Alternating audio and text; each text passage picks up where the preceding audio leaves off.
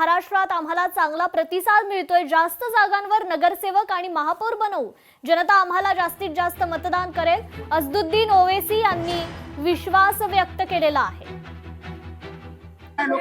अच्छा है, अच्छा माहौल है। हमको उम्मीद है कि जनता हमारे को इंशाल्लाह वोट देगी और पहले से ज्यादा तादाद में हमारे कॉर्पोरेटर्स और बहुत सी जगह पे महापौर भी हम बनाएंगे।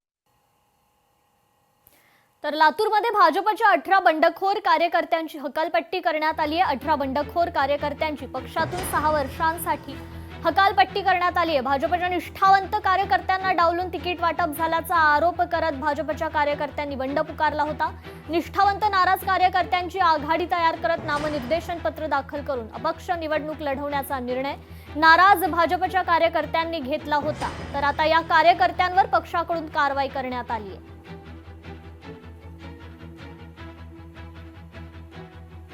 नाही, जेव्हा तिकीट वाटप झालं त्या ठिकाणी उमेदवारी जाहीर झाल्या त्याच्यानंतर अनेक कार्यकर्त्यांच्या भूमिका तीव्र असतातच, कारण प्रत्येकाला असं वाटतं की आपल्याला संधी मिळाली पाहिजे, पण एका पदासाठी एकाला संधी मिळू शकते आणि त्या हेतून भारतीय जनता पक्षाचे सर्वच कार्यकर्ते आदरणीय संभाजी भैया असतील, अभिमन्यू भैया असतील, रमेश खराड असतील, डॉक्टर अर्चनाताई असतील, आदरणीय मुरुमकर साहेब असतील, सर्वांनी सर्व जे अपक्ष म्हणून उमेदवार थांबले होते त्यांना समजवण्याचा, त्यांची समजूत काढण्याचा प्रयत्न केला। अनेक दिवस बावनकुळे साहेब आल्यानंतर सुद्धा हा प्रयत्न झाला, परंतु शेवटी पक्ष व्यक्तीपेक्षा मोठा आहे, पक्ष शिस्त ती अत्यंत महत्त्वाची आहे। तर मंत्री पंकजा मुंडेंनी एका कार्यकर्त्यासोबत सेल्फी घेतलाय। सेल्फीचा मोह न आवरलेल्या कार्यकर्त्याची इच्छा पंकजा मुंडेंनी पूर्ण केलेली आहे। सेल्फी काढतानाचा हा व्हिडिओ देखील आता सोशल मीडियावर व्हायरल झालेला आहे।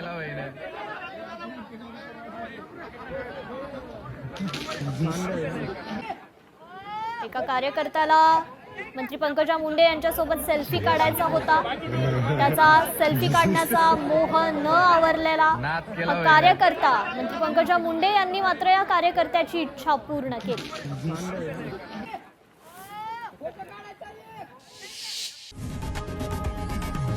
लोकशाही मराठी ऐका, पहा, जागरूक रहा।